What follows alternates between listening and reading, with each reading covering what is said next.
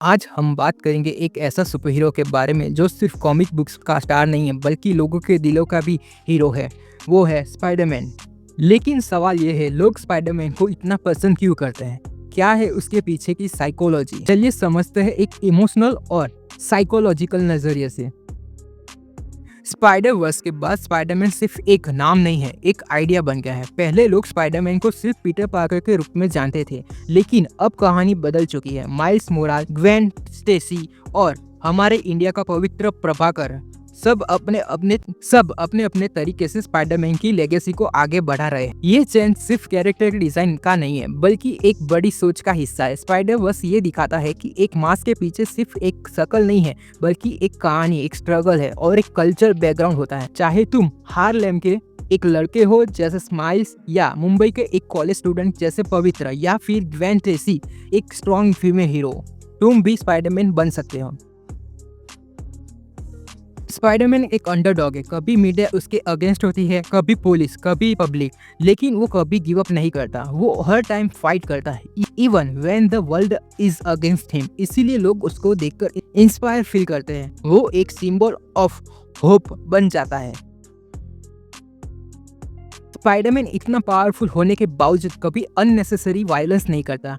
वो विलेंस को समझने की कोशिश करता है, लाइक डॉक ऑक, सैंडमैन, ग्रीन गॉब्लिन। वो उनके दर्द को समझने की कोशिश करता है। ये इमोशनल मैच्योरिटी ऑडियंस को कनेक्ट करती है। साइकोलॉजी में इसे कहते हैं मोरल रिसोनेंस।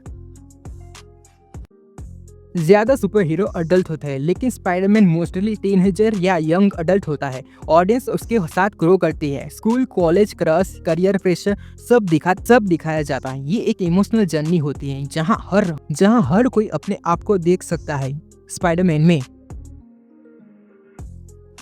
पीटर पार्कर शाय और सोशली ऑकवर्ड है, लेकिन स्पाइडरमैन बनता है वो बोल्ड, फनी और फियरलेस हो जाता है। साइकोलॉजी में कहते हैं द मास्क थियरी। जब हम एक चेहरे पहनते हैं तो हम अपने असली सेल्फ को एक्सप्रेस कर पाते हैं। स्पाइडरमैन का मास्क एक सिंबल बन जाता है, फ्रीडम का, कॉन्फिडेंस का और एक्सेप्टेंस का। स्पाइडरमैन का ओरिजिन स्टोरी भी इमोशनल है। अंकल बेन की मौत और फिर वो iconic dialogue, with great power comes with great responsibility. ये लाइन किसी भी यंग ऑडियंस को डीपली टच करती है। पीटर गिल्ट फील करता है, रिस्पॉन्सिबल फील करता है, जैसे रियल लाइफ में हम फील करते हैं जब हम किसी अपने को खो देते हैं या कोई गलती कर देते हैं।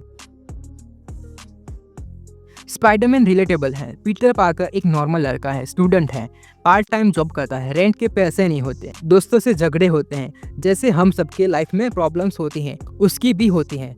वो सुपर हीरो होने के बावजूद एक आम इंसान की तरह फील करता है और इसी वजह से लोग उसे कनेक्ट कर पाते हैं। साइकोलॉजी में इसे कहते हैं एवरीमैन आर्कीटाइप। स्पाइडरमैन सिर्फ एक वेब सिंगर नहीं है, वो एक इमोशनल, रिलेटेबल, मोरल और इंस्पायरिंग सुपर हीरो है। साइकोलॉजी और इमोशन के इस परफेक्ट ब्लेंड की वजह से ही लोग उसे इतना प्यार करते हैं।